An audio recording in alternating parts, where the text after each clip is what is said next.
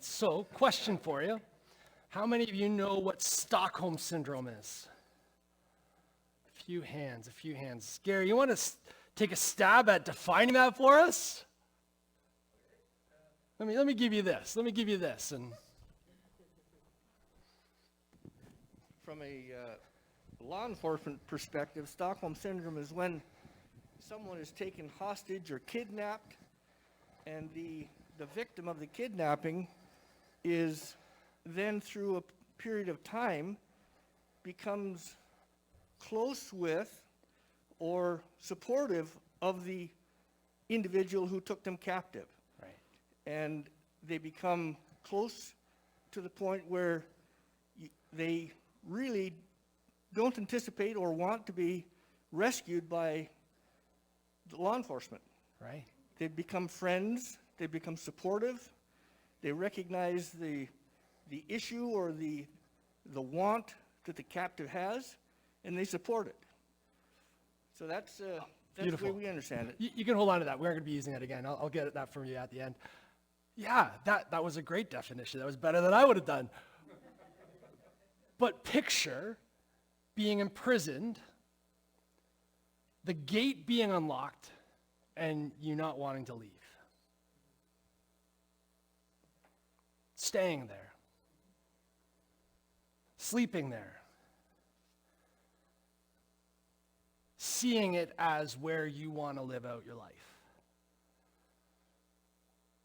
Stockholm Syndrome. It happens, even though it seems like it would be the furthest thing from what we would want. Because there's a brokenness. Something breaks in those who are held captive. We are in a series right now called Unlikely Heroes. Now, I got to tell you, I've never been a woman. Just putting that out there. And so I got to say, I don't presume to know what it's like to be one. Now, generally speaking, the experience of being a woman is uniquely set aside for the women among us. And then we can get a little more specific. You gals can look around and recognize that your experience as a woman is different than the other women in the room. It's different than the other women on the live stream. Your experience is uniquely yours. So there's a general sense of what does it mean to be a woman in this world. And then there's a more unique sense about what being a woman is like. And you carry your own experiences, your own treatment, the things that were said to you from a young age, the unique burdens that were placed on you as you've moved through, the experiences you had as a teenager, as a young adult, the burdens that were placed on you as a mother, as a wife, uniquely yours, as a grandmother. And now all the way through that, woven throughout that, hopefully you put yourself and saw your own experience in a certain light. And it's a unique light. No one else has that same experience. So even you, well, you can tell me what your experience of being a daughter, sister, mother, grandmother may have been. You can't tell me about someone else's experience. You've each walked a unique path that is your own. And yes, bearing the marks of what being a woman is, yet playing out a unique context of your journey. And so to gain an understanding of each other's experiences, we must listen. And men, as guys, we especially must listen to the ladies among us who have had a particular experience in the world. We can talk about being an egalitarian society. We can talk about broken glass ceilings, and yet one look at wage disparity, and we know that there's still work to be done. There's still oppression over the women in our midst. The irony of all of this, friends, is that I am a white man about to open my mouth and say some things. The irony is not lost on me, but I invite you to still consider what I have to say. we're taking a few weeks, as I mentioned, to talk about this theme of unlikely heroes. Last week we looked at Joseph, and we saw his journey, and we unpacked it, and we discovered that circumstances don't dictate potential, because God uses the tough and broken circumstances to bring about something beautiful. We saw that in Joseph's life. We saw when he was thrown in a pit, sold as a slave, lived within the context of slavery, gone to prison. God still brought something beautiful. Circumstances don't dictate potential. Now, as we dive in today, we're going to move along in the story a little bit further. Now, before we do that, we need to understand that despite the male-female disparity, man-woman disparity that we have in today's society, it's nothing like the ancient times. We need to understand that in the ancient days, women were looked down upon by men. They were often treated no better than servants or slaves. They were seen as property. Now, among God's chosen people, it often was a little bit better. It's not usually quite as bad as seeing them as slaves or as property, and yet there were still very clear roles for men and women. You see, the men ended up playing the external roles for the family. They were the face of the family. They were present in the common sphere of society. So they were the ones that went out, were known in the public square. They were the ones that went out and kind of gained the reputation for the family. It was an external perspective. Now, women, they played an important internal role. These were the domestic roles, where so being out and about, carrying reputation, bantering in the community, all of that was the realm of men. Jewish women were focused on being the foundation for a home. Her duties focused on keeping a kosher home, of bringing up the children in the Jewish way of life, and generally doing what she could to provide a context for her husband to thrive as that external face. Now, friends, at the outset of our time together, we need to understand that normally, in the ancient world, strong women didn't have a place to thrive in public society. Normally. I'm going to tip my cards a little bit at this point and just kind of highlight that throughout the biblical narrative and even today, people have never been defined by what is normal. God has always been in the business of using what is unexpected. So, last week, Joseph led Israel to being in Egypt. And what started out as a great thing, Joseph, second in command over all of Egypt, provided a place for his ancestors to thrive. And in that setting, thrive they did, to the place where in a few years, Israel was in Egypt for over 400 years. And over that time, they expanded, they grew populous, and eventually the Pharaoh looked around and said, there's too many of them, and enslaved them. So what started out as a great thing ended up becoming a bad thing, and they found themselves in slavery. Now, if we were to follow along in the story and we were to unpack it and you were just to read, we would see how God heard the cries of the Israelites as an oppressed people group. And he sent Moses to rescue his people. You may remember that under the leadership of Moses, God rescued the Israelites out of Egypt. He brought them through the Red Sea. He gave them a law at Mount Sinai. He said, I will be your God. You will be my people. He was with them as they wandered through the desert. And eventually, he brought them into the promised land. Now, today we're jumping back into the story about 200 years, a little less than 200 years after Joshua has led the Israelites into the promised land. Now, during this time, the 12 tribes of Israel have dispersed and essentially lived independently from each other, each one kind of in their own part of the promised land. Now, the surrounding peoples looked in on them and saw a weakness in them being so divided. They would, from time to time, come in, make trouble, oppress, conquer bits and pieces of the tribe of Israel. And sometimes they'd rally. Now, each time this happened, the Israelites would look to their captors and they'd start to take on their ways of life. They'd start to worship their gods. They'd look aside from the true God who had been with them, who had heard their cries in Egypt, who had carried them through the Red Sea, who gave them a law, who said, I will be your God, you be my people.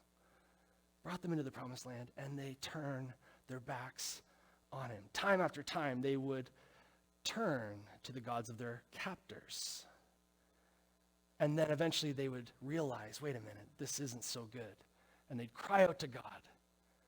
And God would send a great leader, a judge, to come and pull them back to the God that they served, the God who claimed them as his own.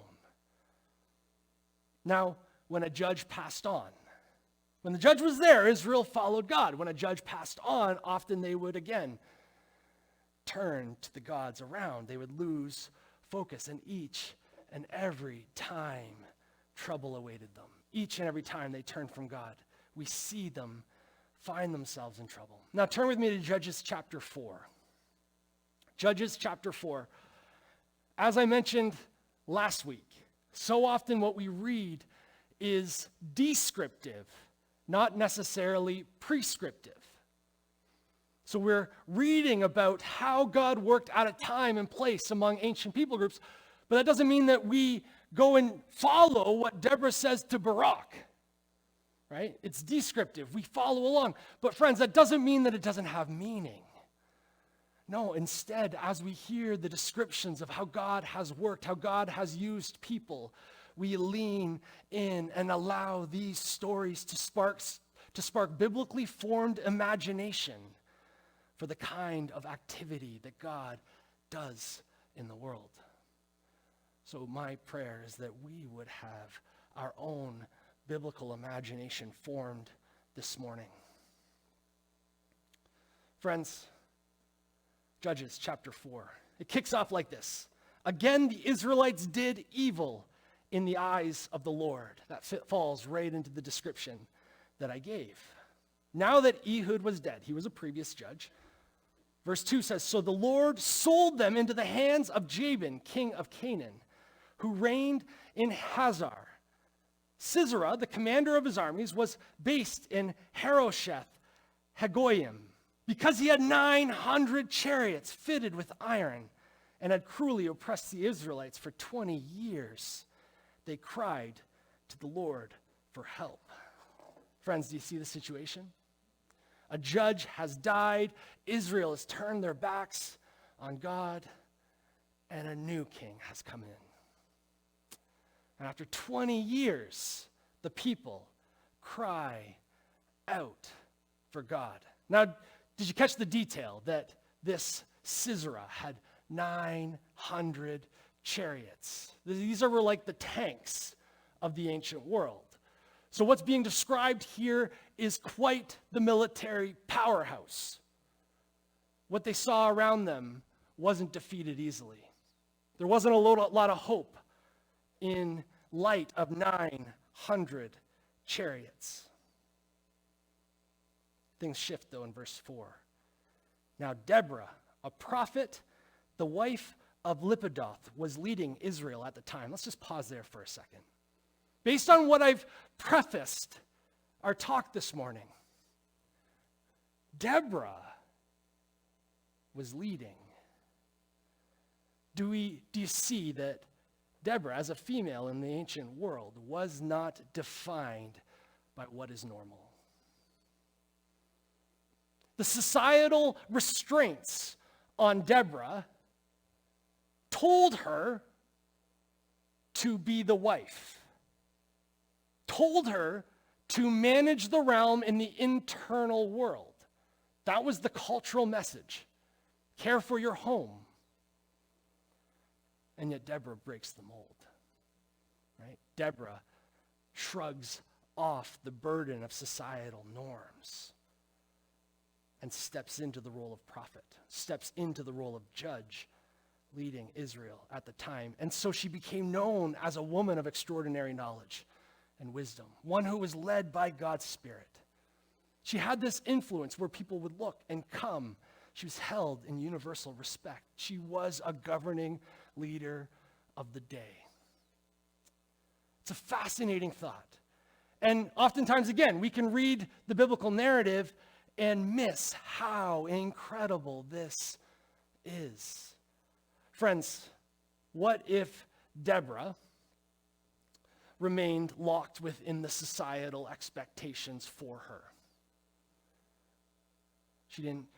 If she had never realized that, wait a minute, God, Yahweh, the creator of heaven and earth, had actually flung the door open and we are not restrained by societal norms. Deborah, I'm going to use you. Deborah, you're going to lead. Deborah, rise. And so she did. Deborah broke societal norms. She didn't take her place in the home. I wonder what her husband thought. Honestly, it's going to take a supportive man to stand beside the woman that ends up arising and leading Israel at a time in the ancient world where the surrounding nations saw women as possessions, as slaves. And in the Jews, there was very clear norms. You stay in the home. And yet here his wife arose. I honor Deborah, and yet I have respect for her husband as well. I have respect for her husband as well. To step aside and recognize where God was at work. Recognizing, wait, my wife is up to something. God is using her in powerful ways. Friends, when we look at the biblical imagination that I hope is being sparked as we just linger in this story, may we see again that you are also not defined by what is normal. God is in the business of using what is unexpected. So that story that you have come to believe about yourself based on the baggage that people have heaped on you, that story that you have embraced based on societal norms, man, God has flung the door open.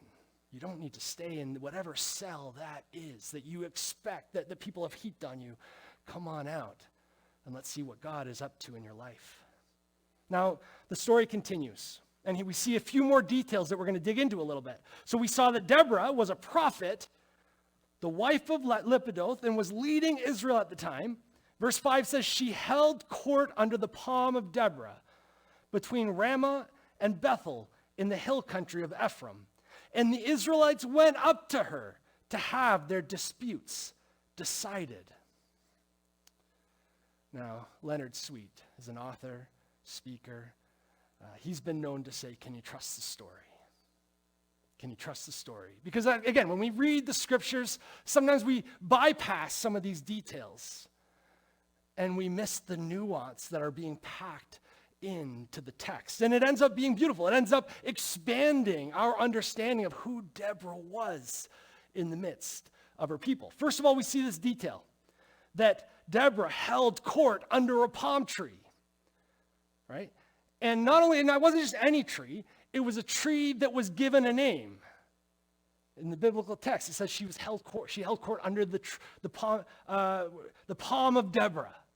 As people pass, even if she wasn't there, oh yeah, that's Deborah's palm. That's Deborah's palm. That's where she hangs out. That's where she judges. That's where she rules.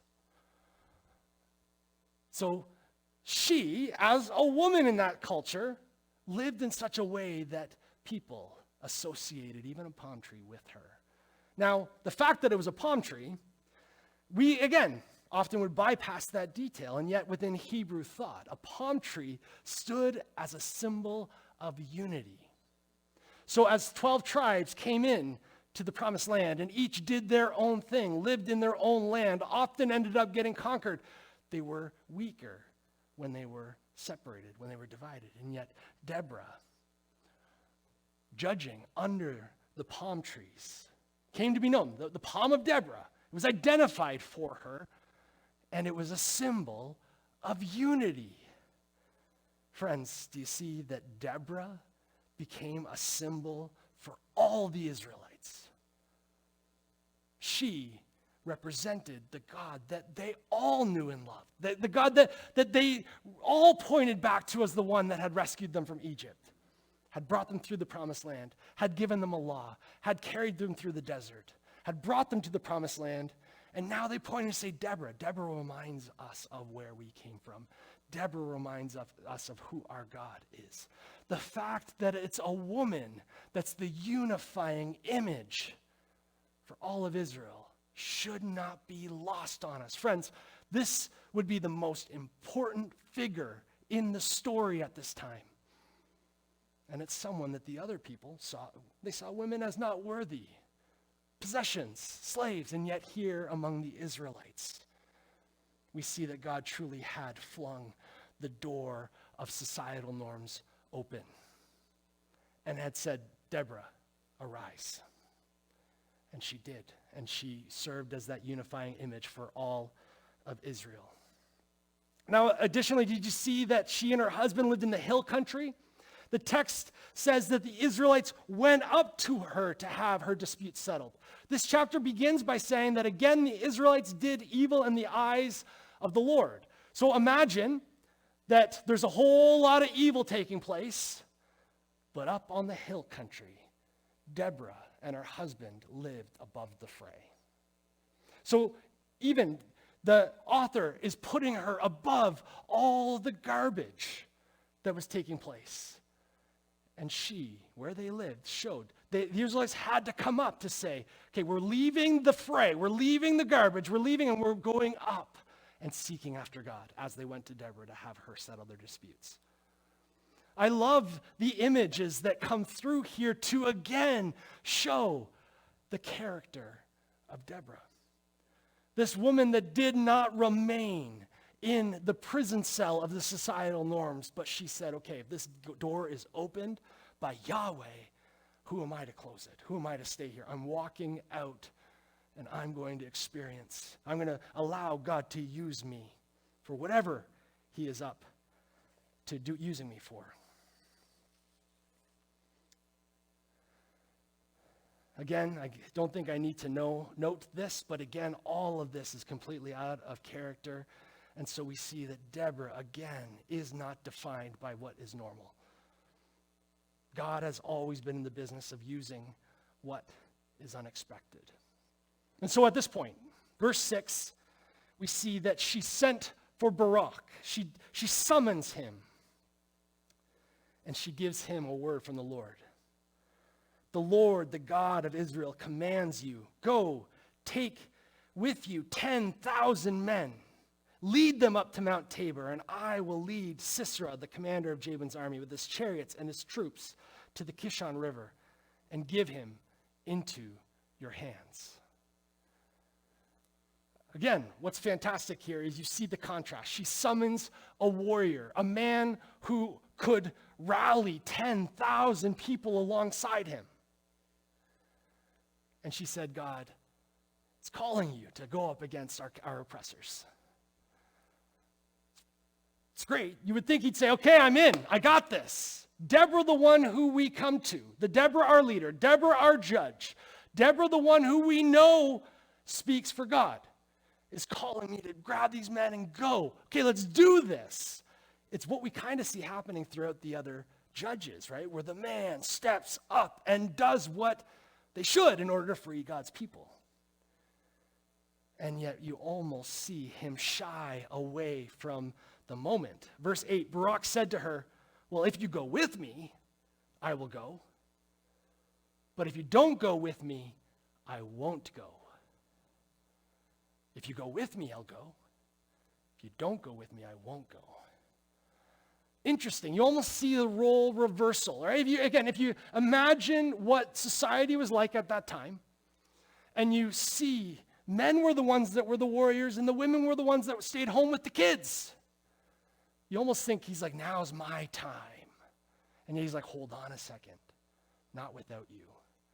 This flipping it on its head. Again, friends, I hope this is sparking biblical imagination in us. Now, Deborah responds in verse 9. She says, certainly I will go with you, said Deborah.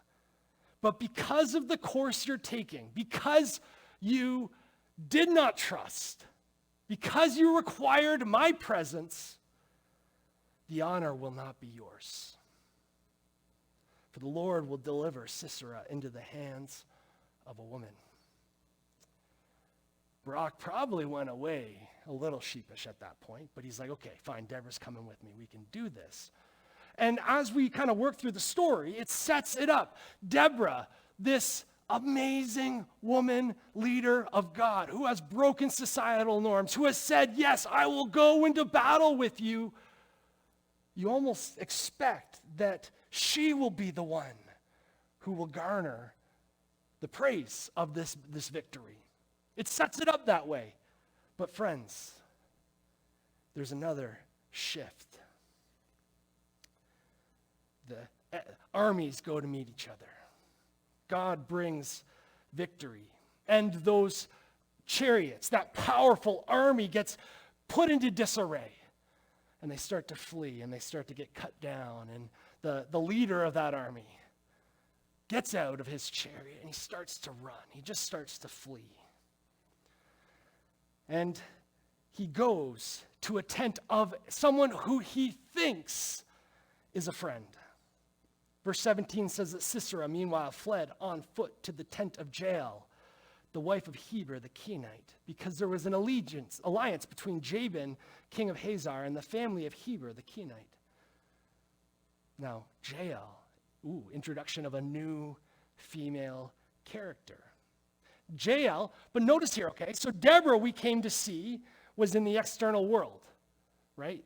She was known, she carried the reputation for the household, she was the face of that family unit, she was the leader, she had a palm tree named after her, she was the one who allowed this army to be gathered and go off into battle. She played that external role. And now here we see Jael. Where has she been hanging out? Well, she's been staying in her tent. Jael went out of her tent to meet Sisera and said to him, "Come, my lord, come right in. Don't be afraid."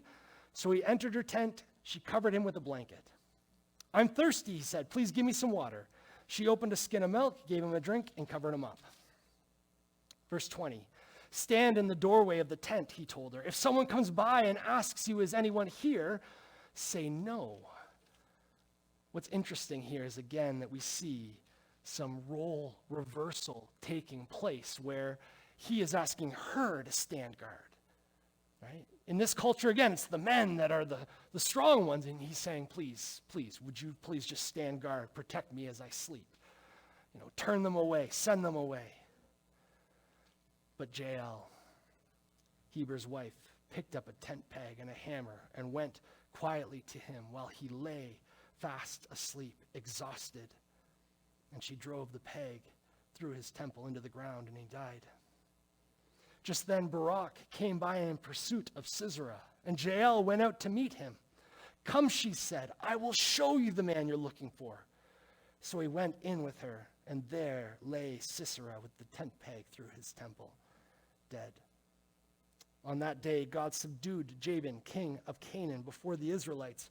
And the hand of the Israelites pressed harder and harder against the Jabin, king of Canaan, until they destroyed him.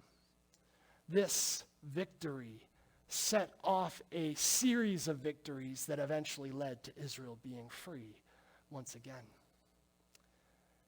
The initiative of Deborah, following God's command. Jael, leaning in and doing what, again, taking credit for killing the commander of the enemy. You see these roles being reversed. We see that there is a freedom, an invitation for these women to participate in what God is up to in the world.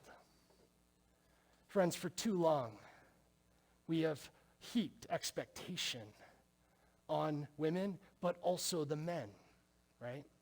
Maybe as a man, you're sitting here and you're like, "John, I don't meet any societal norms. I don't hunt. I'm not all that handy. I love to cook." Right? Maybe you're sitting here saying that. Maybe you're a stay-at-home dad.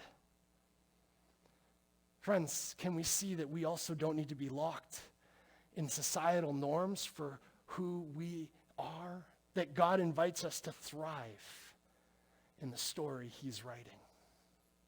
Just like Deborah, just like Jael, whether you're a female, whether you're a male, whether you're a man, whether you're a woman, whatever it is that you have come to see as other people's expectations for you, maybe God has something else for you.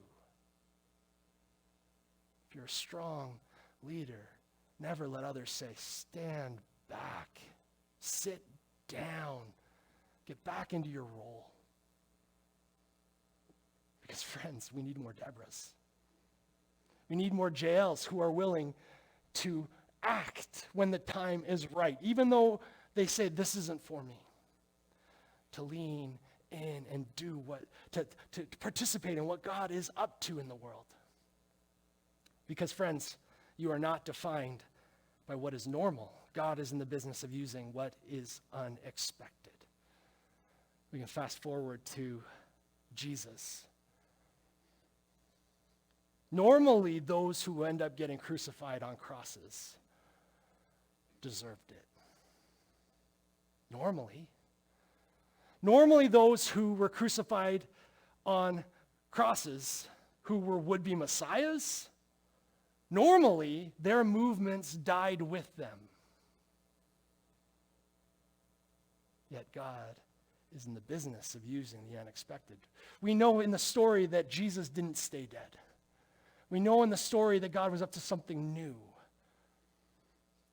Jesus resurrected. And then this movement, again, did not stop when Jesus returned to heaven, but it rippled out across geographic locations, across time, to even us sitting here gathered in 2020. We live in light of Jesus' movement, Jesus' activity, Jesus' resurrection. The one through whom God does the unexpected. So friends, as we allow Deborah and Jael to spark our biblical imagination for what God may be doing in us, and we rest in the movement of Christ, in his life and death and resurrection, we live in light of all of that. Friends, again, the door to the cell that we may feel we have been put in has been flung open. And God is inviting us to discover a rich potential that he has placed there. And maybe our family, maybe our friends, maybe our those around us, our coworkers, may be surprised by the unexpected passion, love, insight, leadership that may emerge as we lean into what God's calling us to. It's through his love. It's because of his grace that he invites us into something new. Friends, God's in the business of using unlikely heroes because it's based on his strength, his power, his love, his grace. And maybe he's writing new stories in us and through us and around us. God, we thank you for examples like Deborah and Jael. We thank you that you are at work in us, that we are not constrained to the stories that other people heap on us. Allow us to shrug off those jail cells. Let us go out of the doors. Let us not get stuck up in the Stockholm syndromes, thinking that we are defined by other people, that we are stuck in other people's expectations. But may we live in the midst of the unexpected. We pray all this in the name of Jesus. Amen.